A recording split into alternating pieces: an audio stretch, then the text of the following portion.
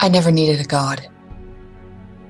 I relished in my mastery over the eternal realms, the spirits of your mind, my independence from my progenitors, and in the vanquishing of my enemies.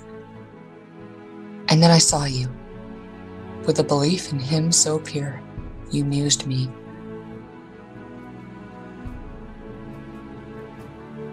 And I was never the same. Today's story is about a son of Liam. Born into this cold and dark world only a few months ago, he is confounded that not one of his line has come to claim him. As yet more and more young Cathane find mentors of their own houses to begin their education. Frustrated and lost, he turned to the Fiona, but still he feels an emptiness. The day finally comes when he receives what he longed for so long, a parchment bearing the sigil of his house, a tree. They are directions into the near dreaming. He wanders long and sees many a strange sight before he finds his prize.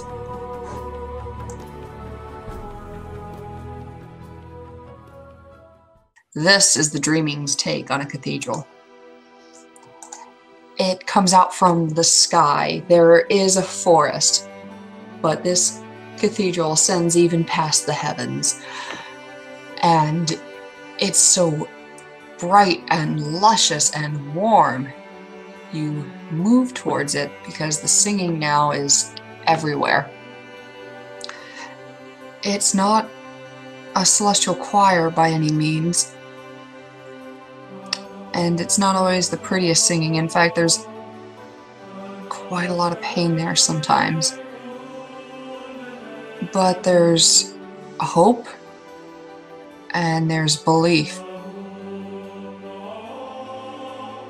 He's quite in awe, actually. He's never, like, kind of stunned, just trying to take it all in at one time. As you get closer, you see communities sometimes. Other times you just see a single person. Other times there's three. There doesn't seem to be any rhyme or reason, except for there is always a she there that's with them. Because inside of these stars are people, and these people are singing perpetually. There's a lot of emotion here, you can feel it. These are definitely humans, dreamers of a sort, but they seem to be exercising something as well, and it's very clear that the she in there with them are guiding them. What do? Do you continue on through the cathedral, or do you examine one of these stars? I will examine one of these stars. Okay. Then let's say you see the picture I have before you. There's at least 10 people there. They're dressed in similar to the blue robes that I was just wearing. And they have two she with them that are singing with them. And you see through their songs. There was an oil platform. You know that there's nothing that looks like this in New York City. Maybe you haven't lived in New York City long, but you would have remembered this. An explosion. One of them, the woman that you see right here, she was driving when the explosion happened, and she lost both of her legs. Her whole life changed after that explosion. It was a nightmare. It took about 1.5 years to finally get the disability to come through. She became a burden on her family. They had to come down from Maine to help her out. And it just uprooted her whole life. As she's singing about all of this, though, you feel from within her the pain. Any dark glamour that would have existed within her is not leaving. It can't be so easily done away with, but it is being soothed. And these she are guiding her best they can. Of course, they can't relate to that pain. Only she can. but they're doing the best they can. You will see that everybody else in this little star is going through something similar that had to do with that explosion. They weren't right there when the oil platform exploded, but they all have memories associated with the young teenager right next to her. His mother actually died in the explosion. He had to move to New York City, met his father for the first time, and hates his stepmother now. He hates that everything has changed, and he still misses her so much. They all have a story like this. As for the she themselves, you can't see anything they seem to be exercising. They're more concentrated on the people. We don't touch things we don't understand. That's the biggest way to get oneself in trouble. Wise words! Is your legacy bumpkin by any chance? No. Do you have common sense? Oh, yeah. Yes, I do. Oh, I'm going to say it had to be that. As you move through this massive structure, you see that all these little stars have something similar. There's one where it seems like maybe they were like those crazy high on bath salts sort of things that you heard about in the papers a couple of years ago. There's just running through apartment complexes, just killing and destroying and maiming people of senseless violence that nobody has ever received any closure for, and it's affected all their lives. You go through another one where there's somebody who is very calmly gunning down all these young men, misguided young men, but each one of them had loved ones that think about how this could have been prevented and why this person was never caught. It's not fair. It's not fair. You see a similar situation. Senseless violence in a hotel.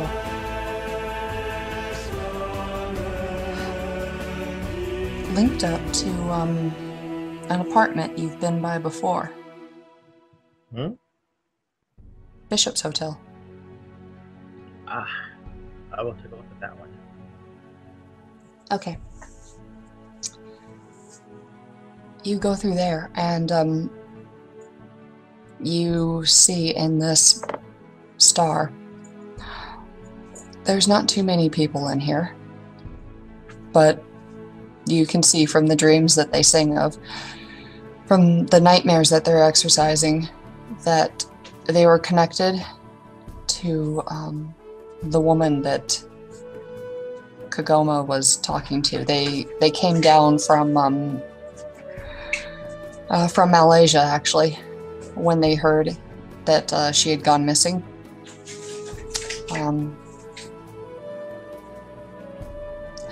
And of course she was found, and of course Kagoma talked to her. But it's the beginning of a long road, and they're all going through a lot of things too, about what happened to her. And they're actually struggling with their own faith at this point. It all seems very senseless and cruel. Anyways, if you look onward, you're still not at the center of the cathedral, but you will see somebody that's walking up towards you. It's he's a yeah. He's an athletic guy. He's very bright. He's a she, but I don't just mean he's bright in the sense that he's part of the Shining Host. His skin gleams surreally, even in the dreaming. But he's intent on finding you. Like the vampires. What's the Twilight? The shiny skin. Alrighty. He's dressed in a monk's Cossack.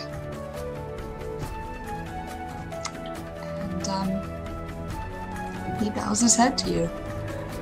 Sir Shaw, Yes. thank you for coming.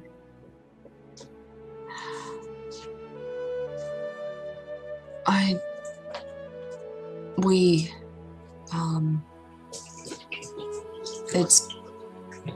it was wonderful news when we finally heard that you'd been born.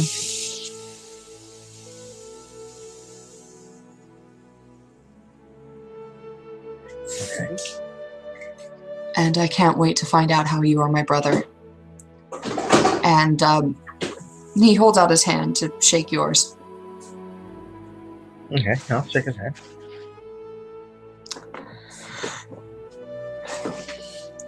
Tell me, who are you fostered with? Valerius. You must forgive me. Everybody here tries to stay away from politics. I meant to say, are you fostered with commoners or with a house?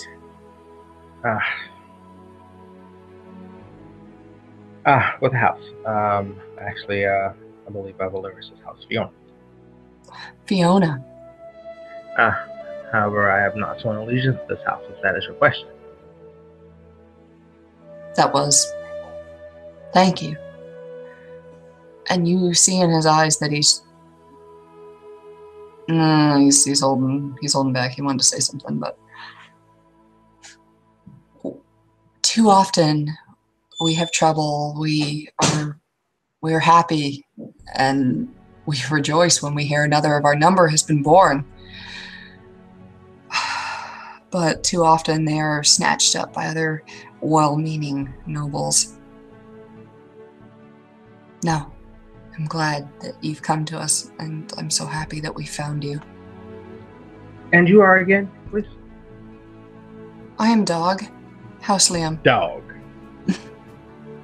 Yes. Like dog. D-O-G, dog. Yes. It made sense a long time ago. Yeah. Okay. Hey. If I told you I was a child of the 70s, would that make it all better? No. And you see him smile. Darn. Hey. Just saying. Just saying. Alexander. Though, Yeah. That's your name, right? Yes, yes it is. Do you mind at some point if we see if we can have one of our soothsayers? We only have 2. Take a look, perhaps, into your soul? Come again? To see how your dawn lies. What you were before. You have an immortal fey soul. Certainly you were told that. Yes.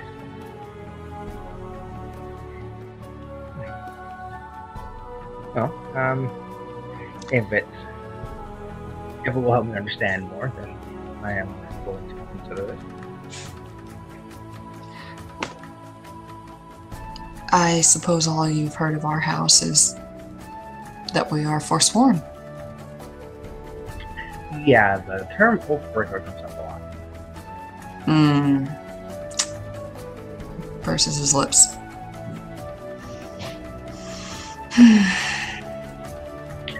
You know what? Now is not the time for you to mince your words with me. All right. Who said Oathbreaker? Because if it was this Valerius, then I would like to remind him that his Lady Fiona did almost exactly the same thing, and they just laughed.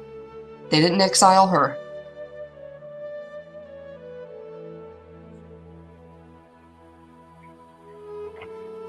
You know, I don't care. Right now, this is not about them. This is about me.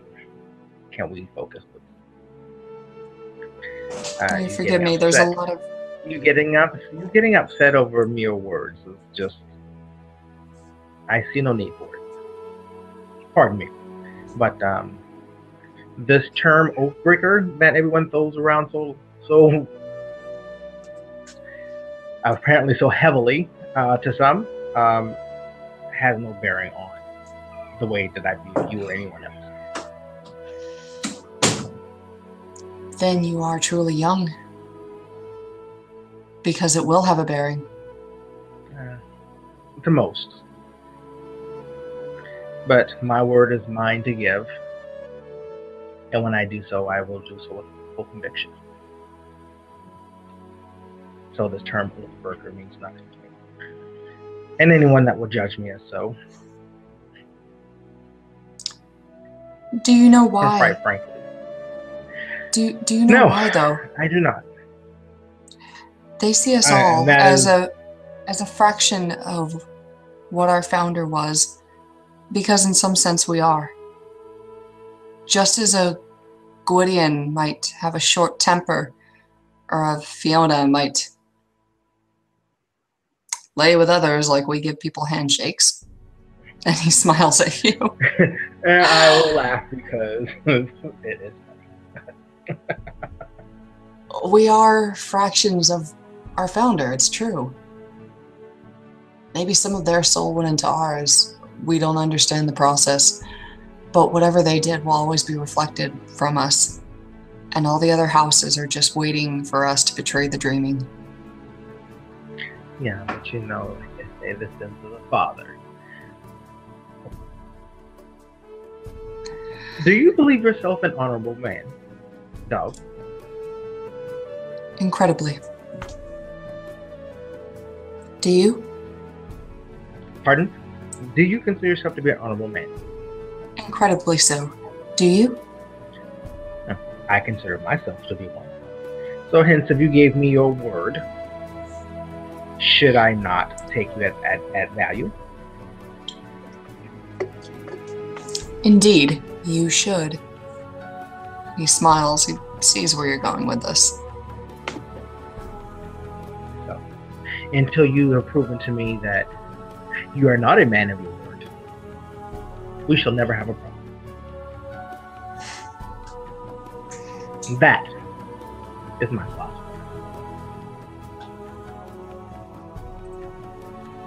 It's good. But it's a very young and naive philosophy. I was like that once, and then I was hardened. Yeah, we call that being bitter and jaded, but yeah. Bitter and jaded. Yeah, life has a lot of cool lessons to teach. However, it is how you use those lessons in your own life that determines the type of man that you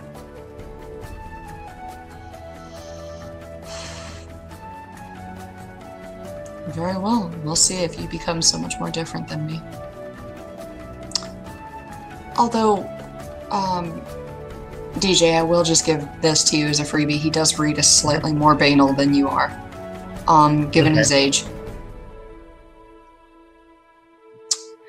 You actually start to see other people that are moving about that are dressed like him, men and women, she. Not all of them are so pale as him, but they're dressed in the same Cossacks. This is a sort of temple full of she that are tending to these little stars. And that will bring me to this question as we point around. What is all this? It's our duty, our most sacred duty to the dreaming. Look at all this, all of these people. And he gestures towards another star, where you see others. They're singing about how many days it took them to hear the final reports of the casualties, the 2 weeks it took to get the report back from the black box of how the plane went down. That's a particularly large star. several hundred in that one. And their pain is horrific. So many people died in that crash.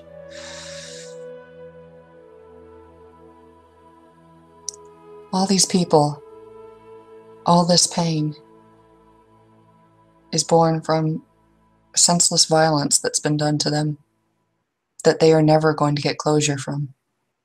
They will never understand why they suffered through all of this. And we can't give them that sort of reasoning. Not only would it be too inherently banal for us, but we just can't do it, even if it would help them. We don't know any more than they do. All we can do is try and guide it through the best we can.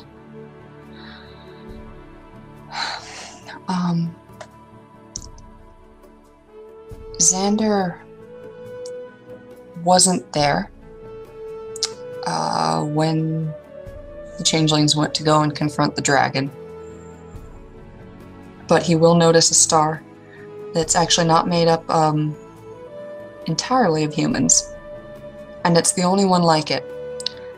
There are humans, there's a lot of women in this one. A face stares out at him, just afraid and confused. But in the same painful look in their eyes, there's mermaids. He recognizes one of the mermaids, actually. It's the one that they took to Eve's freehold. She sings of the same pain, and her voice is lovely and enchanting as she describes the horrors that were done to her as she laid under the bodies of her dead sisters.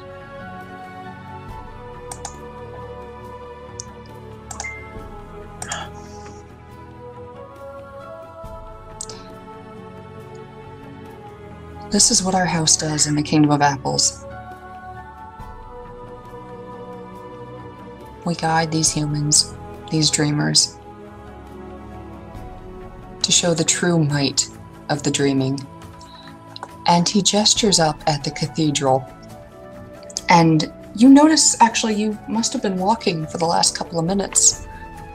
Maybe he had it planned this way, but you look up at all the stars and you see from their songs, from all of this that's being exercised out, it's actually creating this sort of explosion, controlled explosion of glamour that shoots up and actually builds the entire cathedral. This cathedral wouldn't exist without this choir. This choir wouldn't exist without this cathedral. You're harvesting glamour? No. No, that is a natural finder's fee that any she must take. But what we are doing for these people is well-intentioned, the best intentions. What has been done to them is cruel and wrong. The she cannot just use these people as toys. We are left to clean up their messes. And yes, perhaps that's why I have become a little jaded and a little bitter. Because we see what their excesses yield. Don't tell me that Lord Valerius has never discarded a human. Never used a human like a toy. I do not know. Perhaps it's in every she's nature, but it is wrong. It is not what the dreaming is meant for. And he says this with such conviction in his voice that he lights up a little bit with glamour of his own before settling down.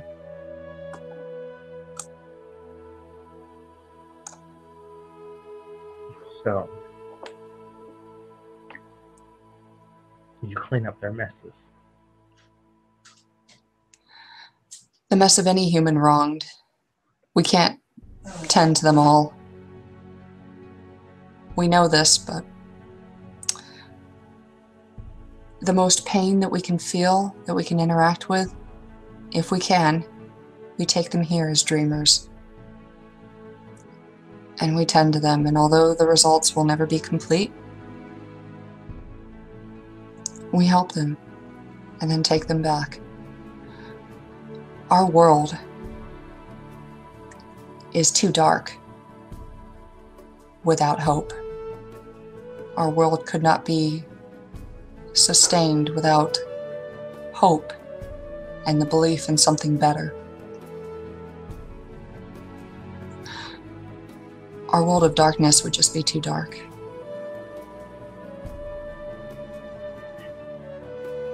Sander smiles. I understand.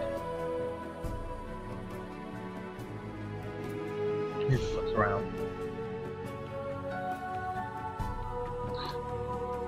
I hope you bring dreamers here someday.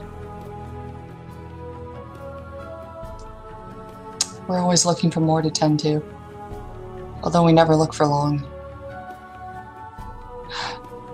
You see some others that, just a small group, 3 of them, as they realize that their sister, she disappeared when as soon as she went off to college.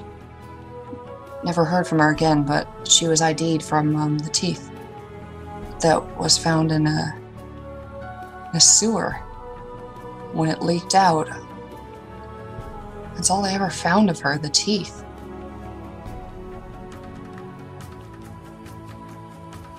Doesn't make any sense to them.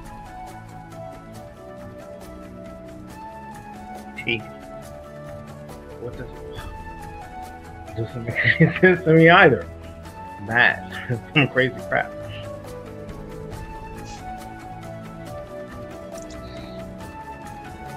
It's a big city.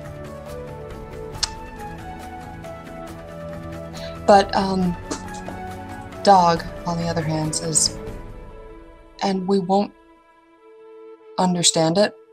In the beginning, we try to. But for now, our focus is on making them feel better, easing what we can, and making sure that they don't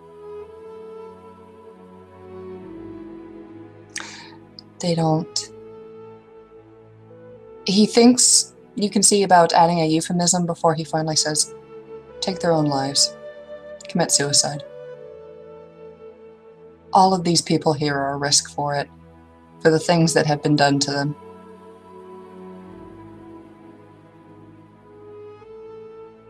They're all damaged.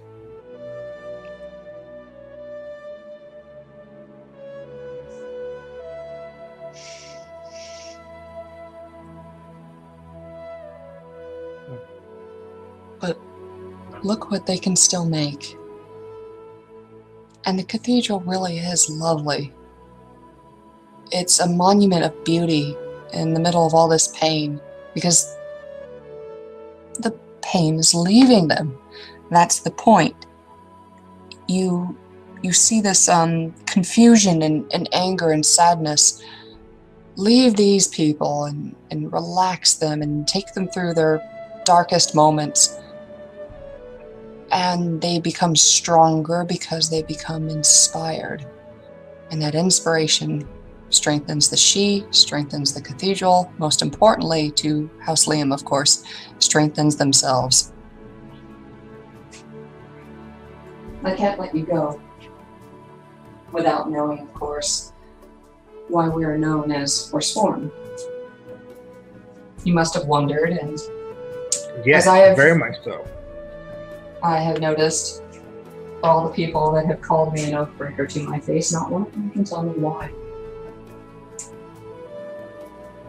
Saddens and maddens me that they don't even know why. But we are all told the story, and you should be told too.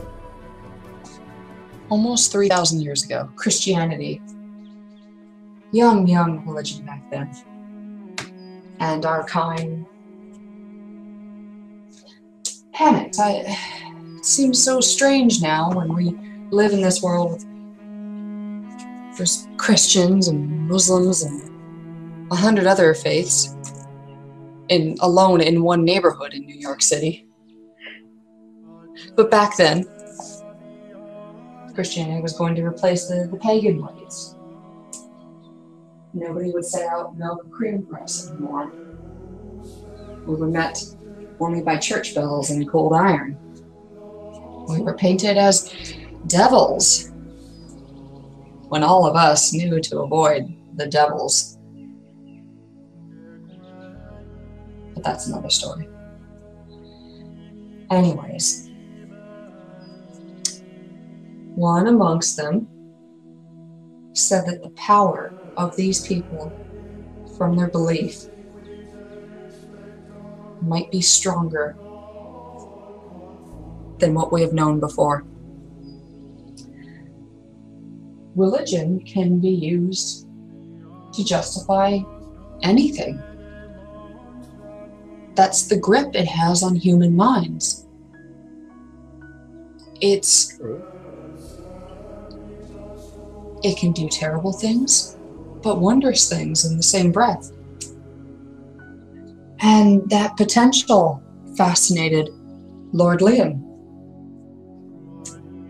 He was a young man in France, the tales say, when he quietly went to investigate. Investigate, of course. I mean, he strode into an abbey, into the gardens. They'd been newly established. The Danish raids hadn't caused him to close up shop just yet. And that's when he heard her. She was young, but she was old for the time. Somewhere in her late 20s. The onset of early arthritis pained her a great deal, and she would sing to take her mind off the pain as she did her gardening. Her singing was so lovely. Those hymns transported Liam to another place, and he was captivated that he was actually inspired by her voice, by her belief. To him, this validated what he had suspected, and perhaps he got a little bit bold, and he started to voice what he thought might be true to the other true fae. The noble she, of course, didn't like this. They were already seeing church bells being used to drive away the commoners. What if they were next? The nobles didn't like not being able to go wherever they pleased. Liam stopped visiting his freehold so much, stopped visiting his children as much, nor the house that he was just starting to found. He would visit with the nobles to argue, and then he would go back to the abbey, and in that way he became careless. The tales say that it was a Gwydion, but they're just fairy tales now, and we can't be sure which noble it was.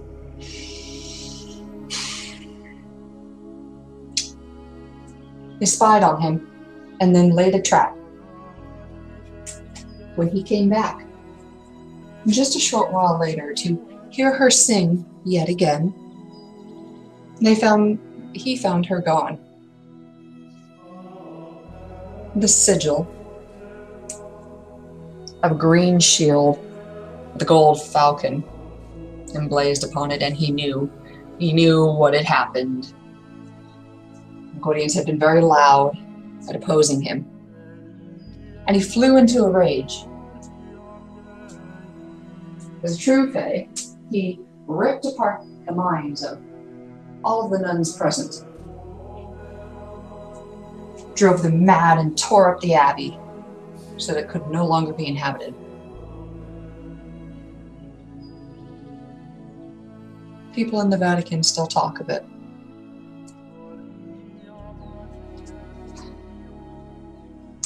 I know because some of our own house served there.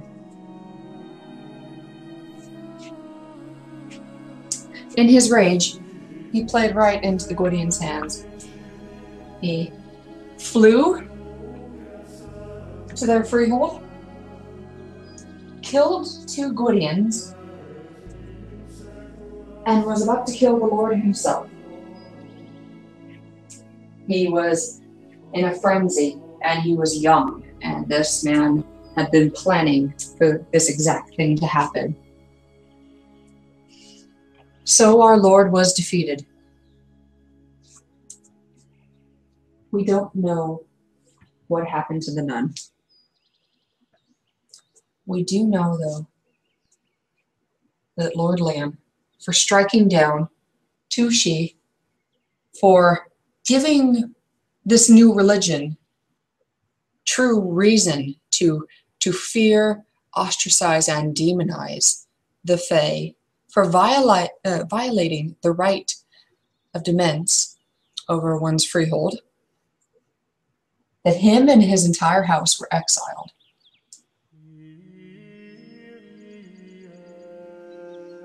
Of course, he felt terrible for what he did to the nuns afterwards. But that's the thing that we've learned from psychological pain. You can try, you can take a lifetime. But these victims will never be the same. And that is how our Lord Liam is an oathbreaker. So the oath that he actually violated was taking the life of another Fae.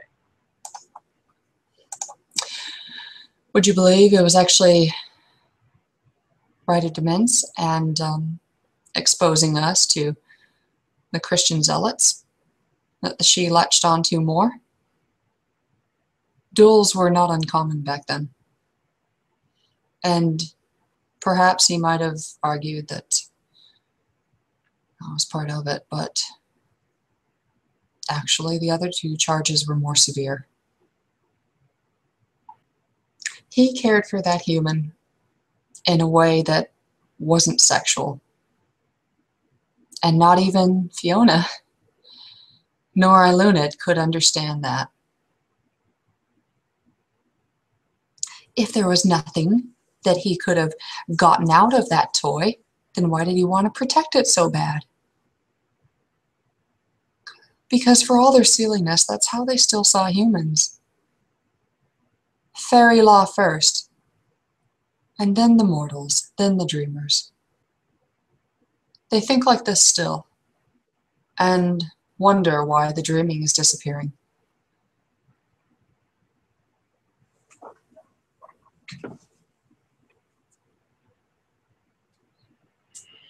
When humanity ceases to dream, we will cease to exist. Very true. He nods solemnly, and you can tell that he's pleased. Yes, that's the Liam he wanted to hear.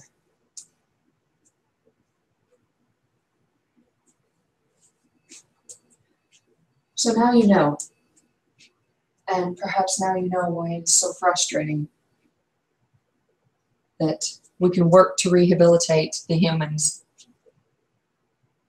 Just to know that the Fae, whatever poison is out there in the city, will come and do yet more damage. That our world will never be perfect. And that at the end of the day, we will be distrusted. It is funny though. Others told me when I was being sane, and I didn't quite understand it then, that we could look to the Gwydions most often for backup or for support, not political support. No, we'd have to be foolish to get into politics. But if we were in trouble, the Gwydions would come and aid us. If we were being bullied, they would be the first to our defense without us even asking. And I don't know why. I've wondered this a very long time, but I will tell you now that in my experience, it's absolutely true. Guilt is a bitch, isn't it? I don't even know if it's, I don't know if it's guilt. I don't know if I can feel guilt.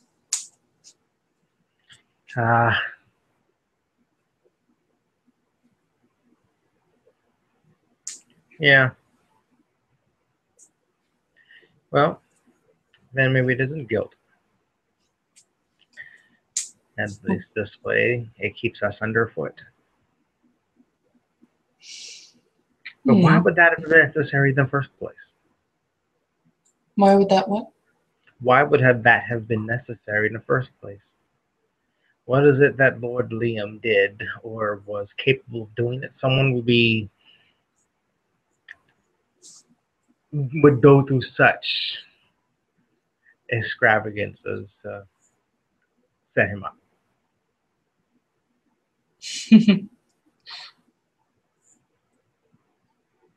I have heard that when he learned that Liam was somehow gaining inspiration from this human in a way that was not the traditional musing, that it deeply worried him, and he worried at the power of this religion. It's just another theory to go along with a legend that happened nearly 3,000 years ago. But we don't have much.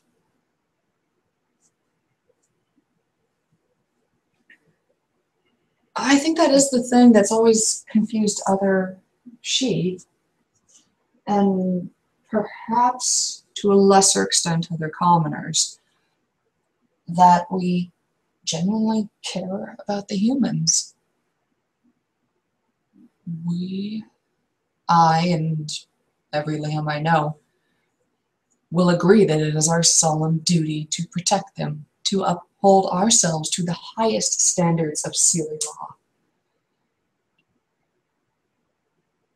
You know what they say, that everybody has a tinge of unseelie about them?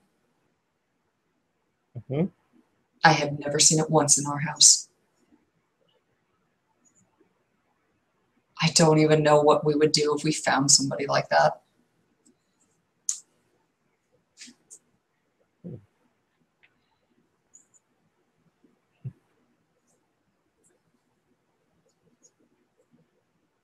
Anyways, I called you here to make sure that no other house is trying to snatch you up. To assuage your fear. Don't let them. There are barely enough of us anyways.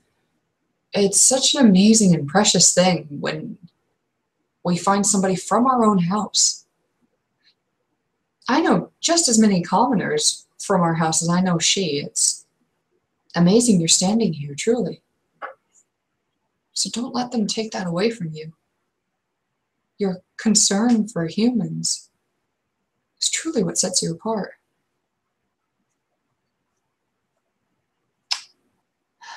I also wanted to tell you, of course, why everybody says that we're Oathbreaker, and you can form your own opinions on that.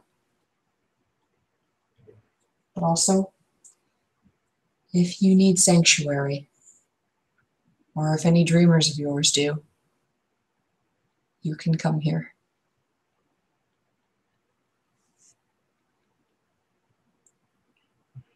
No, thank you. I appreciate that. Well, it's in the sheet, isn't it?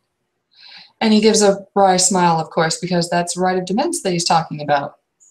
The one that Liam broke.